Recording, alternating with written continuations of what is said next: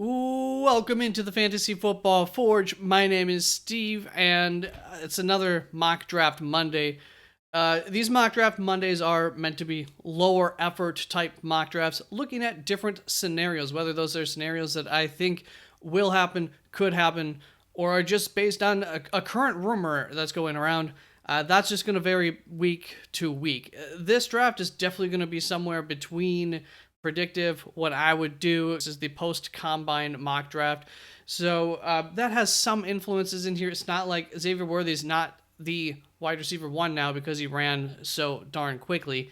That's fantastic. We already knew that he was an absolute burner. When we saw Adonai Mitchell run 4.33, we knew that Xavier was going to go in the 4.2s because we knew he was quicker than Adonai. What I'm saying is, some of these things are just proving what we already knew about these players from the tape.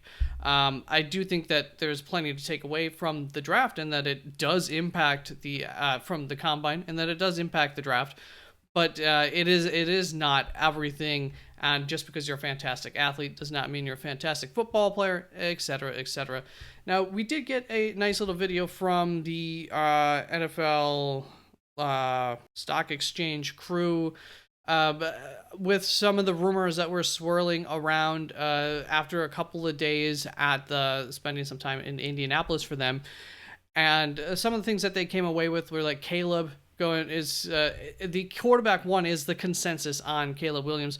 I already assumed that was the case, but a little bit more evidence in that scenario. So we will just start off the draft with Chicago, the boring route, going with Caleb Williams here in this mock draft. I'll just walk through these rumors, and there's going to be two picks because of the rumors that we're going to take. The second one is going to be Drake May at number 2.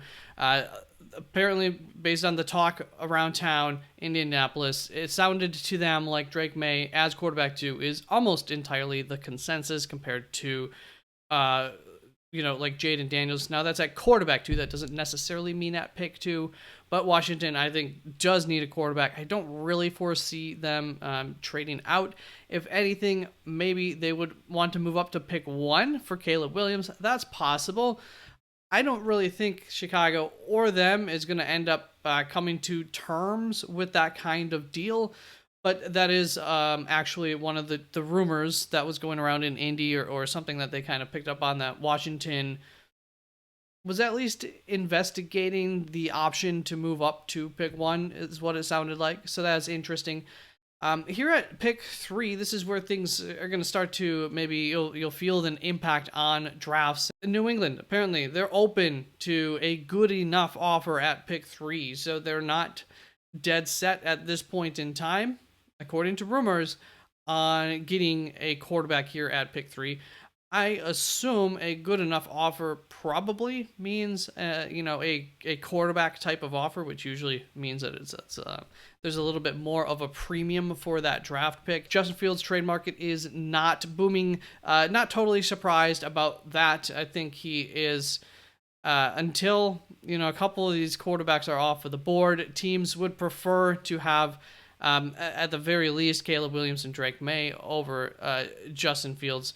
So that trade market, not booming. I think there is a very decent chance that we go through day 1 of the NFL draft without Justin Fields having a new home, with both Caleb Williams, Justin Fields on Chicago's roster.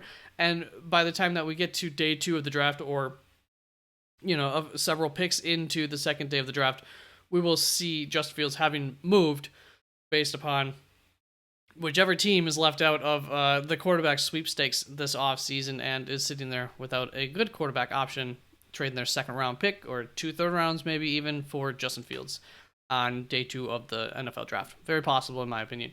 Kevin O'Connell sounded very confident they'd get something done with Kirk Cousins. Arizona, are they interested in Dallas Turner? This is not really a rumor or anything. This was just based on Monty Ossenfort, owner or GM of the Arizona Cardinals. He was caught on camera showing excitement at his at Dallas Turner's 40 time, which was absolutely electrifying, and I'm sure a lot of people expressed excitement at that. But maybe we'll do something with that just for fun here at pick 4.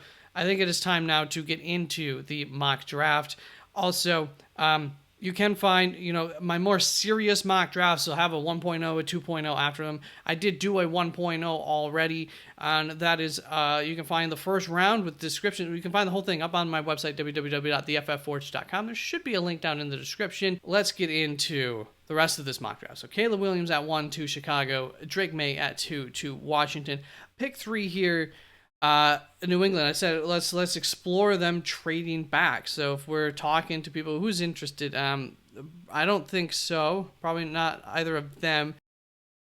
I think this could be interesting. Do I think it's what's going to happen? Not necessarily, but at the same time, it's possible. So we're going to have the New York Giants trading pick 39 and a future third, maybe just being enough for New England to say, yeah, sure, we can do that. It's pretty right on in terms of the draft value chart. So maybe it would take a little bit more than this. I don't know exactly, but we're just going to do that. Probably, it got accepted. And so the New York Giants will come up here, and we're actually going to go. I wasn't going to have somebody trading up for quarterback, but we're going to do that anyways because that's really the only, I think, what it's going to take in order for somebody to trade up there. Then we got Arizona here at pick 4. And I was curious here if Arizona really is open to moving back from this pick. Maybe they want to continue to do a little bit of what they did last year in the draft, which I don't think makes a whole lot of sense. Would they be willing to move back? And if so, would a team like Chicago be willing to move up? Oh, look at that. They're right up here already. Give Arizona a future 1 for a future third, move up from 9 to 4. Would probably be about what you would need to do. If you're the Bears, then you're not giving up any more capital in this draft. You're going to get yourself 2 studs. And the reason that Arizona might be interested in doing this is if they are actually interested in Dallas Turner, then I would think that they might be interested, available to be moving back a little ways in this draft. Maybe even doing something like they did last year, moving back and then moving up for a little bit less.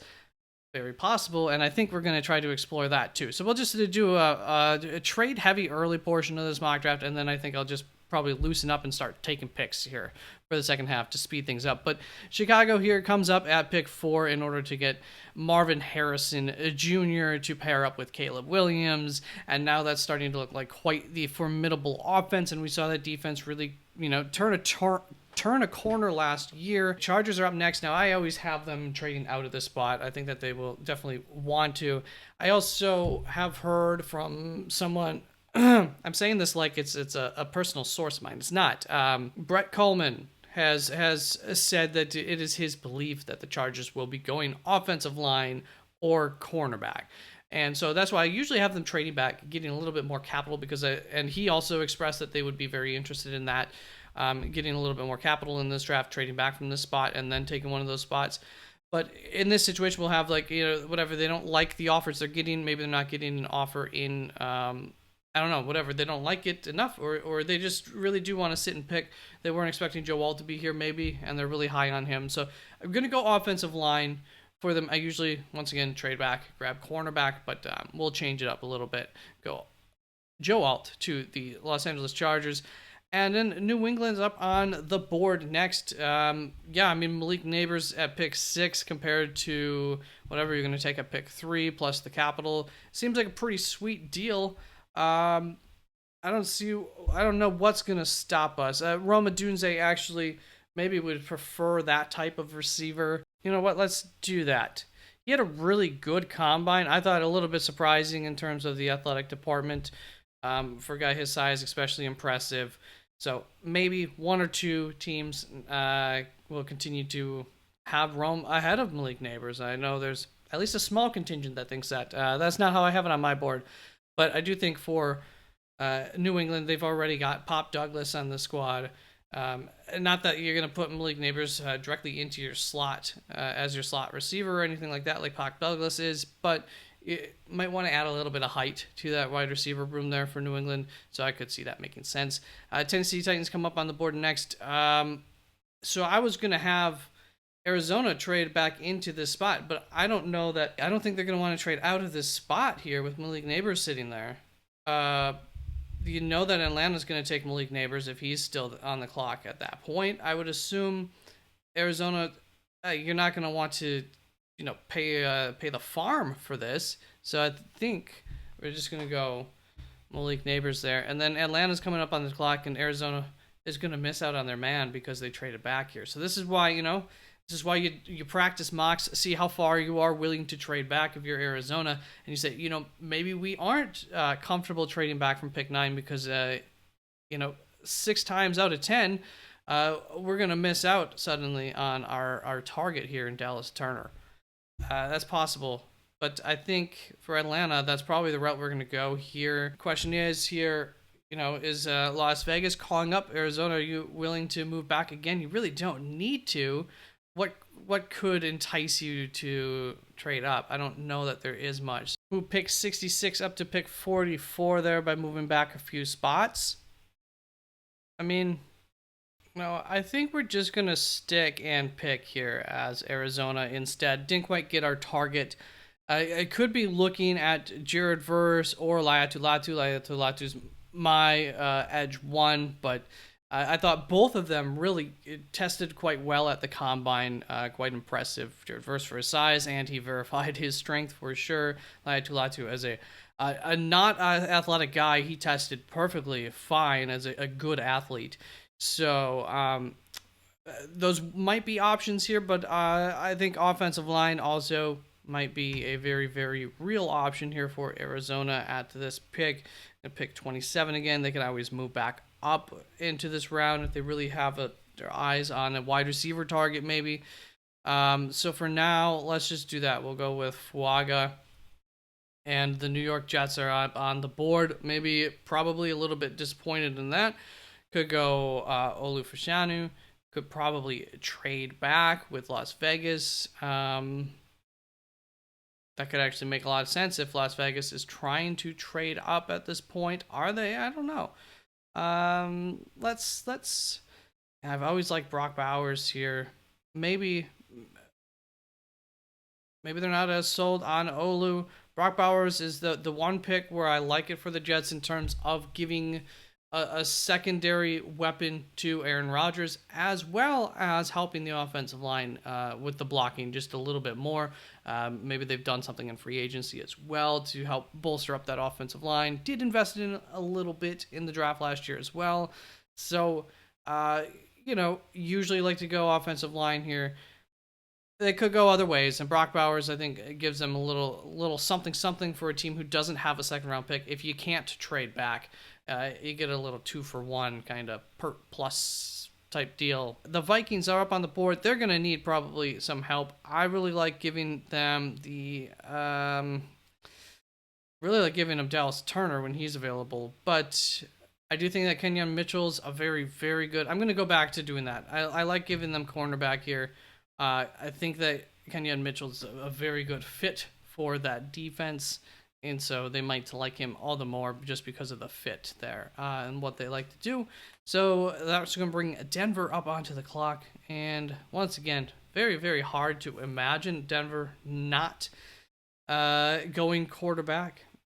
J.J. McCarthy has not hurt his stock. Bo Nix, he didn't help his stock. Penix Jr. has. Michael Penix Jr. came out of the draft with good news per himself, but maybe has been verified by other sources too. Just in terms of the health, that was one thing that there was no way I'm moving him into the first round because of health concerns. But apparently, the medicals looked really, really good on him, and just in terms of that not being a concern for the future with the injuries, his past injury health issues. So he is a guy who's now looking like a potential guy who could go in the first round. Again, actually, in my last mock draft, I did do 6 quarterbacks in the first round. I'd kind of like to maybe avoid doing that again. Could they trade back here? Somebody looking for what? Byron Murphy, Cooper DeJean, Olu Fashanu. I don't know. You know what we're going to end up doing here is just going to go the old route of Jared Verse to Denver Broncos. Edge is definitely one of their needs. Could make a lot of sense there. Cornerback would have made a lot of sense. I am going to be pushing Nate Wiggins down in this draft. He did have an excellent 40 time, but he also came in Shorter than expected, very, very light, which obviously is going to help with that 40 time. And apparently did not interview very well, which is one of the bigger things. That's kind of more important than we knew he was very athletic. So the fact that he didn't interview well, he did have a history coming in originally to college being immature, being linked to him as a trait. And so not doing well in the interview process probably doesn't help things along in terms of going earlier on in the draft for Nate Wiggins. So I'm going to hold off on that one. I think here for Las Vegas, Byron Murphy, if we're not going to go quarterback, we're going to push these quarterbacks back a little ways in this one for fun, would be very, very much in the running here for Las Vegas. Could go, several different routes. Offensive line would also make a lot of sense. And same for New Orleans. Offensive line would make a lot of sense. Olu sitting here, get a left tackle in there. Let's do it. I know I've done that recently a few times, but we're going to do it again. That does bring Indy back on. If they're interested, I think they would have been much more interested at this point in the draft in Byron Murphy than they would be Jerzon Newton. So we're going to leave him out. I'm thinking after this weekend, Jerzon Newton falling out of the first round seems more likely. A lot of guys did their best to play themselves into the first round. Offensive line is something that I've always liked for Indy, but usually end up going a different route, like cornerback. And with Terrion Arnold being available here, this is a pick I've done for them a few times. We're going to do it again. Seattle, Jax Bowers-Johnson make a lot of sense. They need guard, interior. What else do they need? Center is going to depend on, in large part, if they bring back Evan Brown or not. There's going to be a lot of centers in free agency. This is a pretty good year if you need centers. Some of the centers in the at the combine did good things for their stock already. Might not have been bad centers, but they were centers who weren't really the top center here. The top three centers who all did good things for their draft stock, pushing their names a little bit higher. So, yeah. Maybe we're not starved to get a center. We do like Latu. Edge is a need. Let's do it. We'll get Latu there for Seattle. And Jacksonville on the clock next. They really do need center. Edge rushers, I think, just took all the edge rushers that's really worth taking this high up. Chop Robinson up next, but I don't think he did. I'm not moving him up based on the athletics or anything like that, because we already knew he was really athletic. And to be honest, as I recall it, he wasn't super impressive. And Dallas Turner was more athletic than him, so he did fall a little bit short, I think, of some of the higher end expectations for him in the athletic department. Anyways, you know what? Let's go back to the old school approach here for Jacksonville.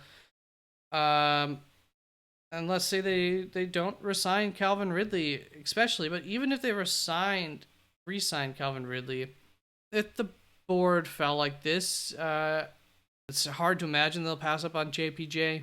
But Brian Thomas Jr. really helped his draft stock.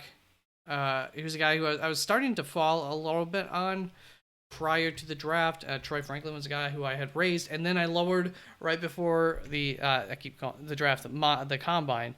Who is another guy who did not impress. Troy Franklin was not everything that you wanted and more.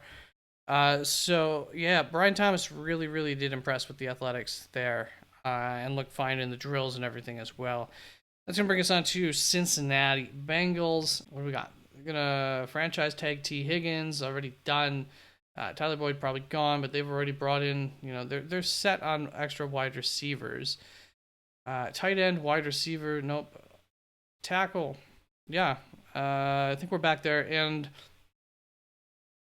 if you didn't catch it, Amarius Mims had what looked like an amazing, almost impossible, possibly at his size, shuttle drill, and it turns out that it was attributed to the wrong guy. It was not his. Otherwise, I would definitely be saying like Amarius Mims here. He still had a very good combine, but do I go back to? I always just think for Cincinnati, You take the more polished offensive lineman, and I think that that's J.C. Latham. It could be Troy Font now. He's really a mover. Probably don't want your quarterback running so much anymore these days. Yeah, so Troy Font is a guy who I've moved up on my draft board a little bit because I was lower on him. Thinking that I have always thought he's a tackle, not a guard. It seems like more people now will be on board with him being a tackle again, at least. So I got that part of it right, but I did underestimate him by a little ways. Potentially, still strength concerns for him, so I still have him as a possible second round grade, a first to second round grade. We'll go J.C. Latham here. Rams are up on the board next. Really do love the fit of Cooper DeJean for them with Nate Wiggins. A little bit lower on my board. That's where we're thinking. But Jackson Powers Johnson available. Really looking for a wide receiver, cornerback. I think if you haven't addressed the center, you definitely want to protect Matt Stafford. Give him a little bit more time to throw the ball. So we'll go with center for the Rams. Pittsburgh, probably disappointed in that, but should be perfectly happy getting Amarius Mims in this situation. And definitely going to say he's ahead of Nate Wiggins now on the board. And probably Cooper DeJean as well. So yeah, we'll go Amarius Mims there. Possibly best player available and a spot of need for Pittsburgh. So I like that. Dolphins on the clock. I think you got to be open to trading back here just because of, I think Graham Barton's your target. Troy Font now. You know what? Troy Font now is probably your target. Be very happy with that. We'll do that. Troy. And then Philadelphia coming up onto the clock next. They've got a need for linebacker. This is about the earliest that we could see him go. But shout out to Peyton Wilson, who I've had a borderline first round grade on, first to second, but I always thought the injury concerns would potentially push him all the way back into the third round, but for sure into the second round. Got a lot of good news from teams about his injury concerns as well, in terms of just not being, too afraid of them. So with that being said, I do think that he is now a guy who you're looking at as a potential to go in the first round. And that's about the ceiling right there, Philadelphia at 22. So we're going to give you Peyton Wilson, absolute stud, linebacker, athletic to all get, and just a very, very talented player. So it should be a long-term good investment there at linebacker for the Eagles. And that's going to bring up Houston on the clock, which offensive line, what do we got here? So I do still have Jordan Morgan ahead of Graham Barton. Almost certainly looking like he's a guard. Definitely an area of need for Houston there either way. So Graham Barton, Jordan Morgan, take whichever one. A lot of you probably like Graham Barton a little more, and that's very fine. So just pretend that was Graham Barton if you really wish. That's what I meant to say. A lot of you like Graham Barton more probably. So yeah, that we'll go there. We just want to make sure that CJ Stroud always feels comfortable in that pocket. He is at his best when he feels comfortable. So investing in the offensive line for Houston will forever be important, and you cannot complain about that. Just in terms of making sure that CJ Stroud stays healthy and once again feels comfortable in that pocket, because that goes a long ways towards how successful he's going to continue to be into the future. Dallas on the board next. These wide receivers are very impressive. Quite a few of them still yet to go. Who would Adonai Mitchell, I believe, would be the one that they're going to get. Keon Coleman, possibly. I think he did good in the draft, actually. I know his 40 time was not very great, but when you compare that, two things. First of all, for his size, it's not, he's moving some weight at a good rate. We'll just say that for his size. But still, it still takes him that long to get down the field, regardless of what his size is. And then just in terms of, once again, how well he plays, he's obviously a very comfortable receiver. And that is why in the drills, if you watched, you would have seen that he actually had the fastest time in the gauntlet drill, which is where you're moving each way, catching passes. So Keon Coleman, I don't think that 40 hurts him. And in fact, if anything, I think he's helped himself. I moved him into a first/second rounder instead of a pure second rounder for me after the combine. So I was impressed with him. Dallas, yeah, news came out. Tyron Smith not likely to be returning, right? So, all the more reason to be looking at tackle. Actually, while I look up something, I forgot to let's go to a commercial break. Let's hear from my sponsor. Me, Steve of the Fantasy Football Forge. I wanted to make you aware of some of the benefits that you can receive by becoming a supporting member of the channel for the low price of 99 cents. Upon becoming a channel member, you will receive a link to a Discord channel where you can communicate with the community on whole, and at this time of draft season, you will also receive access to a bunch of extra benefits. Number 1. Write-ups for each player I've scouted at each position, some of their strengths, their weaknesses, and extra notes that I wrote about each of them. Number 2, my positional draft board with players in order of their draft grade via round, first round, second round, second/third round draft grade, etc. Number 3, my top 50 big board. Thank you very much for any and all of your support. And now back to your regularly scheduled programming. In addition to that, I will also be getting up post-combine. I've tracked all of the measurements and I have them color-coded based on how well, is it excellent compared to all other offensive tackles for this chart compared to the offensive tackles of yesteryear. And, does it put them into the elite kind of category? Excellent, very good, above average, average, etc. based on the coloring up here. And I also do have some weight-adjusted numbers here that you can ask if you are more interested, but it is these numbers adjusted for basically the size of the dude, the pounds per inch of the guy, which are interesting numbers. You got to think about it a little bit before you just take those numbers and run with them. But they will be referenced a little bit in some of my other, media that's available. This guy, like when I say Keon Coleman ran well for his size, that's what I'm looking at is when we adjusted it for how many pounds of body he has per his height. He actually, ran it quite fast compared to some of the competitors for their size. That's all that means. Let's get finish this mock draft up. Dallas Cowboys. Tyler Guyton, not a guy who I have a first round grade on, but it does seem like people assume that the NFL does. I wonder if it's not something where Philadelphia specifically likes Tyler Guyton quite a bit, and that just dropped, pushed up Tyler Guyton in the eyes of the media and everybody. But in reality, they're the only team that really liked him as much as that. I think that's possible because, the production and stuff wasn't amazing for Tyler Guyton. He's definitely, he has a lot going for him in terms of being a very high-end prospect.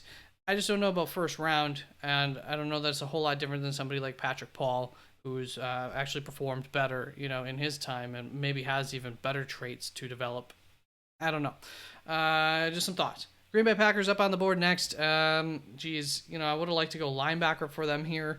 Linebacker gone. I don't think Edgerrin Cooper is a first rounder. No, Cooper DeJean is still available. And so they're still going to be drafting probably a cornerback and a safety. Maybe not 100% knowing exactly what they're going to do with Cooper DeJean. But in this scenario, if Cooper DeJean's there at 25, I like him to the Packers. I think that's a good match for a lot of reasons. Whether he fills specifically a safety or a cornerback role. Can't say 100%. I would think maybe more so weapon. He might have his own role in the defense. Is very possible. Let's see. Tampa Bay up on the board. Another team like linebacker, wouldn't be bad. You know what? Edge rusher is, I think, an easy one to go for. Chop Robinson still available. Made a lot of sense there. Arizona on the board next. They did not get a wide receiver, huh? They got an offensive tackle earlier on in the draft. So this is one time where we could maybe go not Jerzon Newton. And, with Adonai Mitchell. So Tampa Bay, maybe I should have traded back there. They probably, phones might have been ringing off the hook here. We're going to go Adonai Mitchell here for Arizona. That I think works out fine for them in this draft. What did they pick up a future first as well? Something like that. So yeah, that works out nicely. Buffalo Bills, all the more reason now to go Keon Coleman since I'm a little bit higher on him. Detroit Lions, yeah, maybe at this point we're saying okay, we'll go Nate Wiggins. I don't know though. They might not like Nate Wiggins, but they also might say, geez, with those traits, how can we pass up on him? We'll beef him up a little bit, and go from there. Very possible. He is a very good cornerback. So yeah, we'll take him there at pick 29 for Detroit Lions. Baltimore Ravens on the clock next. We're probably salivating for Adonai Mitchell. I mean, still might be interested in Troy Franklin. I do think he might have pushed himself out of the first round. Not by a lot. Xavier Worthy. I mean, now you're getting a lot of short guys. I don't love that. I'm going to give them Kool-Aid. We're going to kind of go best player available here for Baltimore. And Kool-Aid's definitely up there. I was thinking of like Braden Fisk even for them. I don't know if he fits exactly what they look for. Braden Fisk, really a guy who definitely worked himself higher up in the conversation, especially throughout the entirety of this offseason, but just at the combine alone too. San Fran, Grant Barton would make a lot of sense for them. I believe that's probably Patrick Paul, Grant Barton, Dominic Pooney, Chris Jones are all the guys I'm looking at, and Cooper Beebe. But, yeah, we need help all along the offensive line. I believe they're in San Fran. So we'll just go with the Swiss Army knife that is Grant Barton, and I do have guard higher up on my needs list than tackle there for them. And that's going to bring Kansas City up on the board. After that, Carolina is going to be on the clock. Once again, Ladd McConkey, would love that. Xavier Worthy would be okay. Troy Franklin would be fine. I just... A lot of drops, and then there's other concerns on top of that for Troy Franklin. I definitely think he'll probably be falling down in this draft a little ways. But Kansas City up on the clock. I mean, Troy Franklin, somebody to think about, right? Could trade back, somebody come up for a quarterback. Free agency is going to have such an impact on do they need interior edge. Cornerback, though, definitely might be a bigger need now. They've invested a little ways into cornerback. L'Jarius Sneed is currently on the roster. Jerzon Newton still available here at pick 32. I don't normally have him available, especially if Chris Jones were to be gone. Maybe they can't make that happen. They probably can, which might bring us to tackle. A guy like Patrick Paul, very developmental. You know what? We're going to give him Ladd McConkey. Height wasn't too terrible, because that means Carolina probably still looking at one of those other wide receivers. And I think that he proved all the more that his deep speed is real. It's not something that just kind of happened because of the system or anything like that.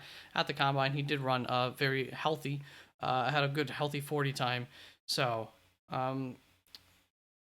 yeah, might make a little bit more sense now than he previously did to me, in my eyes, for what Kansas City's going to be looking for at wide receiver. So we'll go that route once again, especially for Kansas City and a lot of these teams. Free agency is going to have such a big impact on exactly what their biggest needs are. And in that second round of the draft, I do think that you can draft a little bit based on need, reach a little bit based on need, etc. All right, and there you go on the screen. There is the final version of this mock draft. Just had a little bit of fun, went off the top of my head. Tried not to think too much about it, and won a couple of fun routes here. So I hope you liked it. Let me know what you liked, disliked, also, especially as fans of these teams, about this mock draft, about this first round, about your team's picks or any strategy that they might have done with trading early on. I think that's where the most interesting portion of this draft probably was. But yeah, thank you very, very much, and peace out. Have a good one.